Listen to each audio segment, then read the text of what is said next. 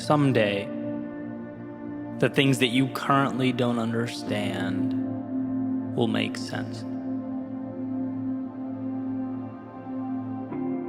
Someday, the big things you're dealing with won't seem so big anymore. Someday, the doubts you have about yourself will be revealed as false. Someday, you'll see that the things you worry about didn't matter at all. Someday, you'll see that the road before you wasn't something you had to walk flawlessly, but rather something you had to trust and believe in. Someday you'll look in the mirror and see that you had it in you the entire time, that there was nothing you needed or should have been hoping for. Yeah, someday that will all be true. But what about some days from the past? I remember years ago thinking someday I would venture out into the world. Someday I'd speak my mind. Someday I would start my own business. I would surround myself with people who believed in what I believe. Someday I'd make a little more money, have a little more time to do what I love. Someday I'd have all that. And as I look around, I realize it looks a lot like someday. But guess what? As we grow, so do our some days. It's a chase that never ends. There's always something more. There's always something bigger and better. And the problem is not the ambition. The problem is forgetting that in so many ways, you've dreamt of being where you stand right now. You have arrived. You're not the same person that 10 years ago was throwing some days out into the universe. No, you have grown. You have learned. You have evolved. Why does this matter? It matters because without acknowledging how far you've come, you cannot acquire the strength needed to go where you must go. When you don't feel good enough, it's often because you haven't looked over your shoulder and opened your eyes. The evidence is right there. It's hiding in plain sight. There's proof that you've been there, that you've faced demons and conquered them, endured your battles and overcame. You did that.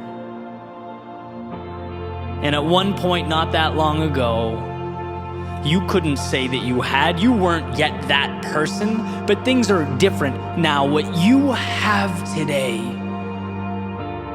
was once only that hopeful someday. It was a fleeting thought. It had no merit and no value, yet you brought it to life. Look what you've done. Understand how far you've come, how you ran when you could, you walked when it was possible, you crawled when you had to, and continued on to arrive at a someday that is right now. You, my friend, are a maker of things unseen, an architect of tomorrows and some days. So don't you dare, don't you ever entertain the delusion that this gift suddenly stops now. Suddenly the burden is too much. The mountain is too tall. No, what you do is overcome. That is who you are. You've done it for you. You've done it for the ones you love, and in some cases, the ones who didn't even understand, but you kept going. Marching through the fires of hell to turn some days into right nows. And I get that the road before you is uncertain. There's no way to know exactly how life will unfold. But that's besides the point. A bird can't predict every gust of wind it's going to encounter. It spreads its wings, takes off, and adapts because it can, because it always has, because that's what it does. I'm not advocating that you should have all the answers. No, I'm suggesting that you trust yourself to find them. To move forward into the haze that surrounds you, to make sense of the seemingly illogical, bring about reality from the make-believe. Someday, you will have what you're aiming for. But here's to never letting a today go by without realizing that you are always living out a someday from your past. You are always arriving and leaving simultaneously. The accomplished and the student, crossing a finish line and on the starting block with another race around the corner, another chance to stretch your legs and reach for the heavens. If you ever forget that, I ask that you find it within yourself to look over your shoulder, to remember what you once asked for, and to appreciate the journey that you have undertaken. You did that. Now onward you go. You have more some days to bring to life.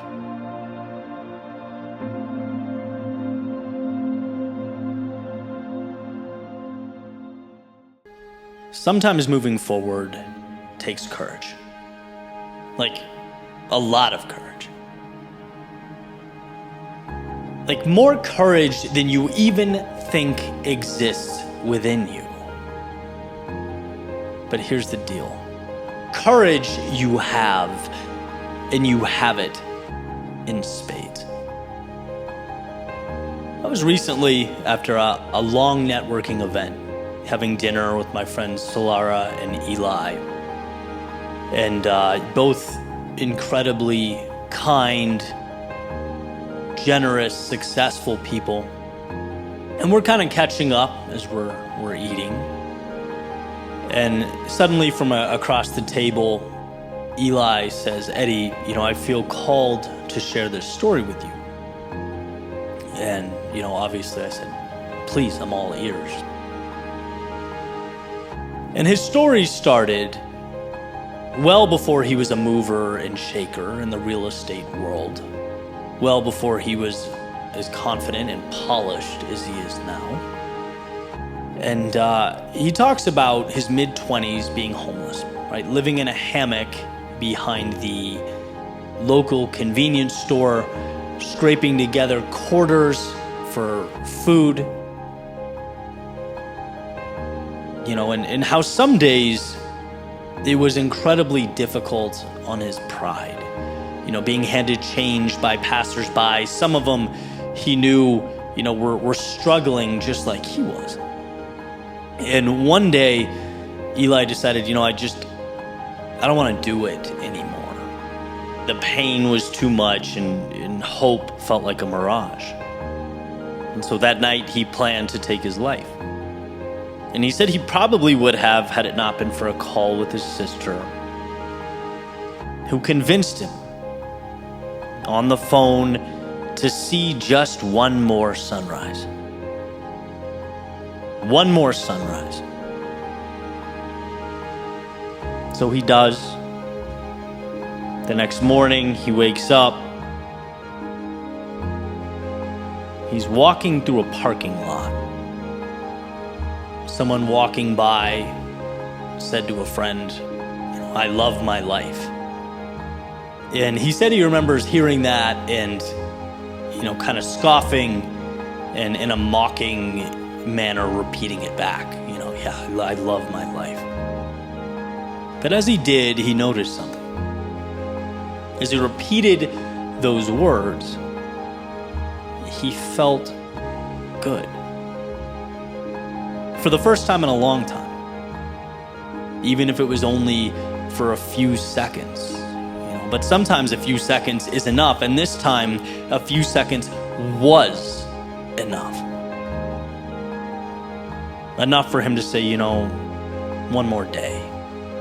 We'll give this one more day, maybe tomorrow.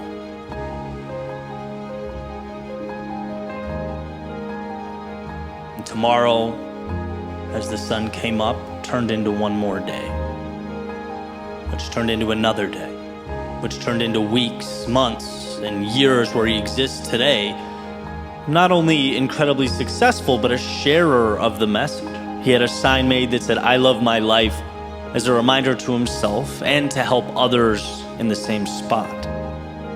"I love my life," he said again at the table, looking up, with tears in his eyes and a smile on his face. See, when you're in those moments, and trust me, I know how dark they can be, it feels like life is asking you to do more than you can, to pull a rabbit out of a hat or create some unheard of, larger than life solution. But the truth is, in those moments, you simply need to find the courage to continue forward. Into the chaos, one more time. One more day, one more sunrise. Not for what you might find, but for what you might remember. What you already know. That life is beautiful. That sure, sometimes the skies are painted gray and the horizon's just not visible from your vantage point. But that isn't an indicator that reality is void of meaning. It doesn't suggest there aren't better days ahead. No, it means you have to put your head down and keep walking. Right into the storm. Right through the chaos. Blazing your own trail through the abyss. Like you own it, right? And you won't know why. It'll feel stupid. At times, yeah, you'll feel alone and helpless.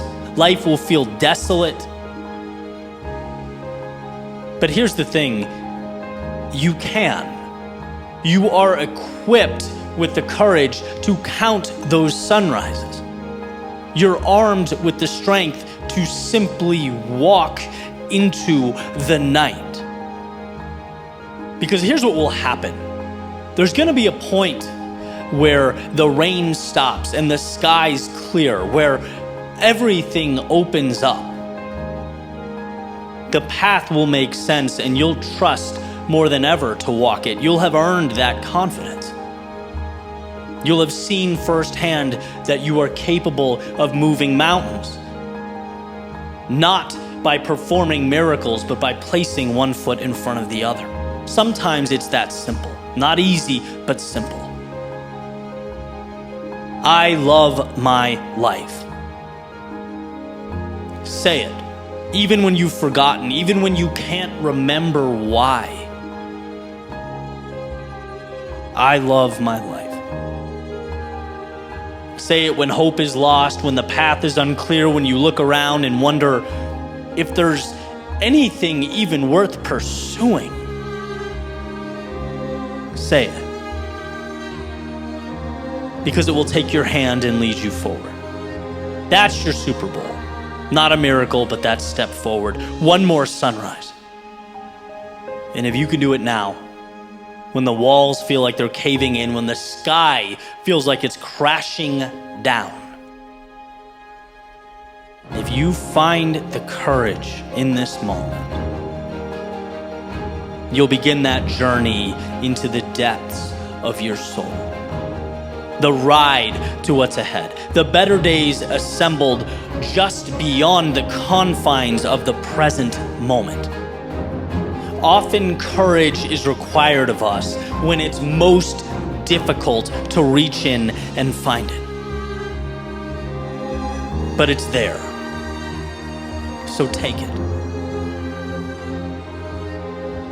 Allow yourself to be that person you were meant to be. I love my life.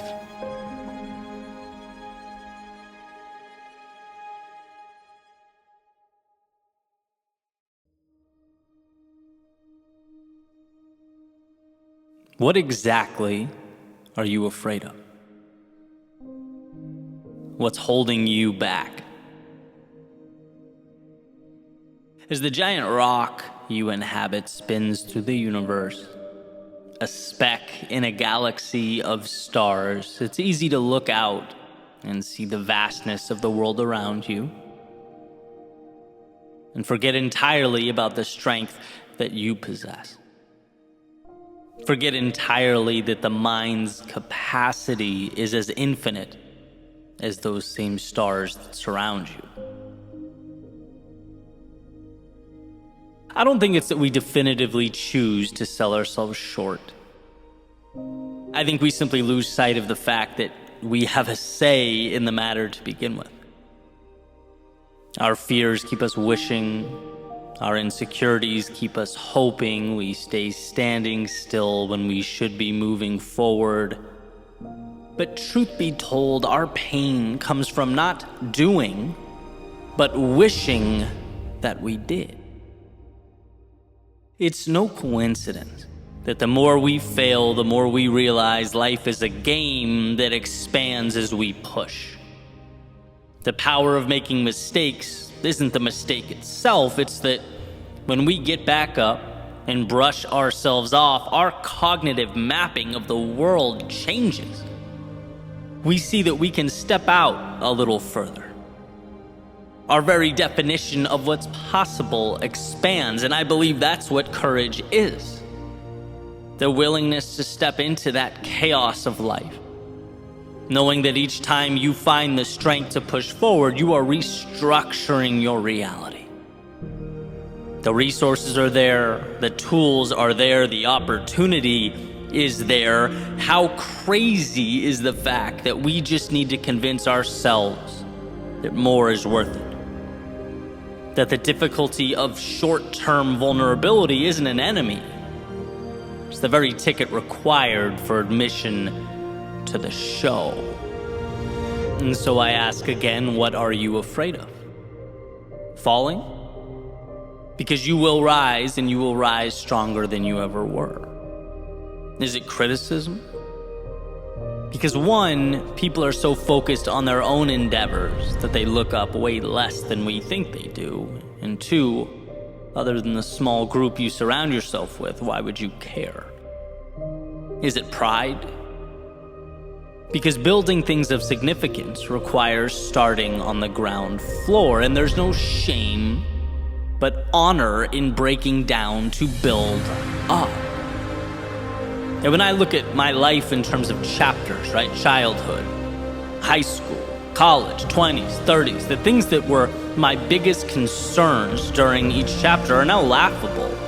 And maybe, just maybe, if I saw that, I could have lived a little freer, been a little bolder. What if we were to get ahead of that learning curve? What if we understood that life is beautiful and flexible and exciting? And what if we understood that now?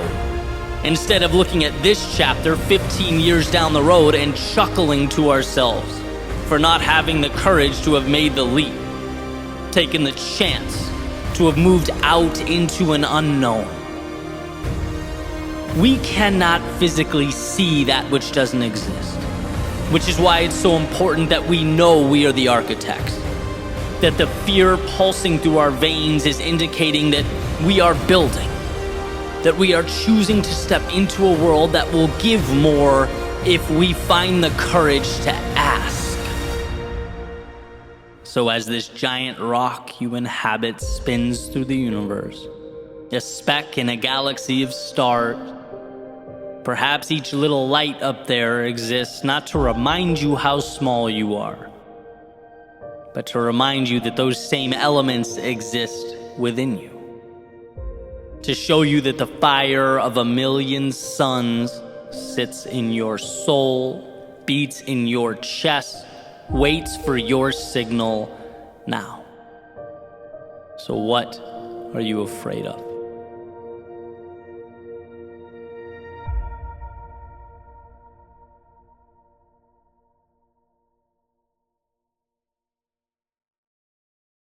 If you leave the door cracked, when things get difficult, you will most definitely kick it open.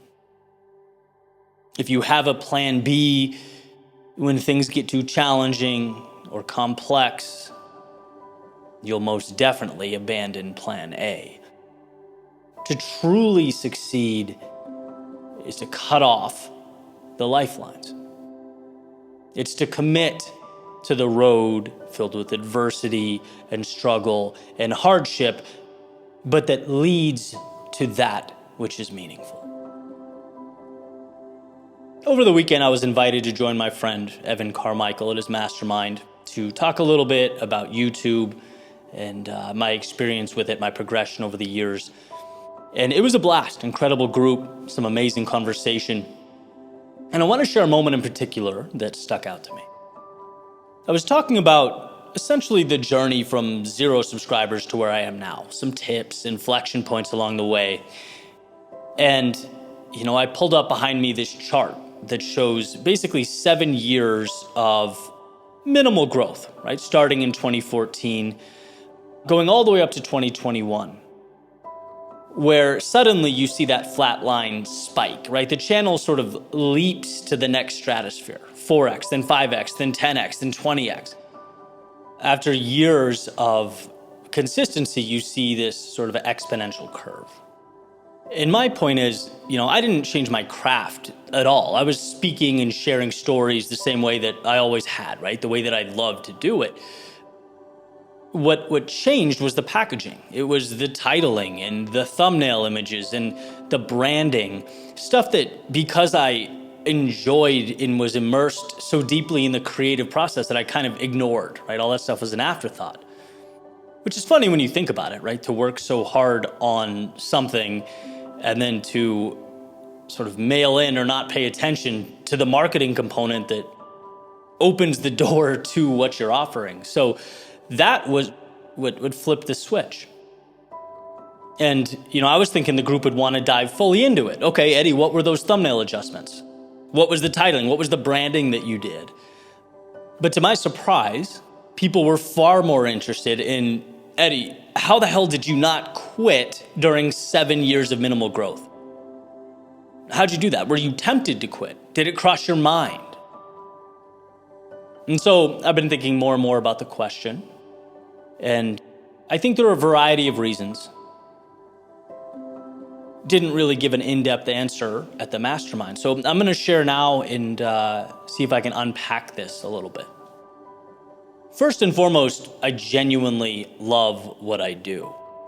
I saw those 7 years every day getting up to dive into this as a chance to do something truly meaningful. I felt in my own personal world like I was doing something that mattered. And to me, that's foundational. My metric wasn't necessarily YouTube numbers. I mean, I was aware, don't get me wrong, but I would just be excited when I finished a speech if I felt it was powerful. My game was trying to move myself to tears playing back something I created. If it was powerful to me, that would be a W. Maybe it won't get millions of views, but I know this is good, right? It's like the Oprah metaphor I've used before. When Oprah walks into a bakery and declares it amazing, suddenly everyone, hears Oprah and wants the cakes and the donuts or whatever's in the bakery. That doesn't mean the bakery suddenly got amazing overnight. It just means it was discovered. The baker knew he or she was making good stuff. They'd been following that course all along, and so that same idea pulled me through. Second, as I said in the intro, I didn't leave the door cracked at all, right? I knew this is what I was going to do. This is the arena I was going to continuously attempt to improve in, and I was either going to be poor doing this or successful doing this, but I was going to do it. And so that saved a lot of internal deliberation when something I created, quote unquote, failed or the result was underwhelming. There's nothing for me to discuss. I'd have bad days, absolutely. There were days where I felt so down on myself that, I couldn't get out of bed, right? Few and far between, but it happened. Felt like I was letting my family down at times. I felt like I was a disappointment, felt like I was losing some imaginary race. All part of the process. But here's what I always did. I recovered and kept going. I regained perspective. I got on the phone with people that mattered to me. I recalibrated and I continued on, right? You take your L's. That's life. You give yourself time to cope when you're down, whatever, right? But you carry on. You give yourself a chance. I think part of this mentality comes from being on the rowing team or crew team in college. I wasn't the greatest by any stretch, but I learned to suffer. I learned that to win means you have to get your ass kicked. That's just how it goes. And I'm sure that was valuable, when the race course changed from 2,000 meters on the water to the creative/entrepreneurial space. Suffering does not mean you win, but a refusal to suffer ensures you will lose. Next, I focused on adding value, right? You can't skip that. There has to be an exchange of value. And I was getting messages from people saying, Eddie, your work helped me. Wasn't a substantial, influx of people reaching out, but there's an idea that if you can help one person, you can help 1 million people. It's not a can I do it question, it's a logistics question, it's a scaling question, which means it's just a matter of time, right? It was all just tying to the self-belief, understanding that there was a way to scale that value. When you approach your mission not with is it possible, but how do I make it happen, you drastically increase your odds in anything you do. Next, I believed, and this is perhaps the most important, that I was always one decision away from a totally different life, one creation away from that change that I've been looking for. And, when you believe this and failure occurs, the mind simply asks, okay, what's next? Almost like, imagine you're shooting 3-pointers. There's a rack of basketballs next to you. You miss a shot. Okay, you're probably not gonna break down, right? Start weeping, convince yourself to take up soccer. No, you're gonna reach over, grab the next ball, and shoot again. The possibility of what's next trumps the previously missed shot because of the opportunity, because it's there, because it's tangible, because you just have to pick it up and fire away again. And life provides, using the same metaphor, an endless rack of basketballs. It will allow you to shoot as many shots as you're willing to shoot. The next one could be the one that falls. And every rep increases that likelihood. Just like your next creation could be the one that changes everything. Lastly, there was a continued commitment to adjust. See, if you're not winning, if you're falling short, yet you continue to do the same thing over and over and over again, you're not going to improve, right? It's continuously showing up, it's commitment, it's consistency, but there has to be a willingness to evolve. There has to be some type of learned advantage. So next time you show up, you're a little bit smarter, a little bit more intelligent. It's that commitment to try, adjust, that ultimately, over time compounds into something bigger than the sum of its parts. There's a saying, you can't stop someone who refuses to quit. I think that's right on the money. But it's important to note, I think implied in that quote is that the person doesn't just keep trying to, jam that square peg into the round hole. No, they're asking every day, what's one little thing I can do better? When I reapproach it next time, how can I be a little smarter? That's the magic. So yeah, I totally get why, that graph prompted so many questions. When you look back in totality, it looks huge. But really, it was just a dude every day doing what he loved, making little adjustments over time with no plan B. That's all. Taking the setbacks in stride, always thinking about the next creation. And what's even more exciting to me is that this is not some remarkable skill set. It's not some, powerhouse ability I was born with. Anyone can commit to a process. And even better news, right? If you utilize your resources, seek help and guidance from those who've been down the same road, your exponential growth can occur, way faster than 7 years. Just don't leave that door cracked.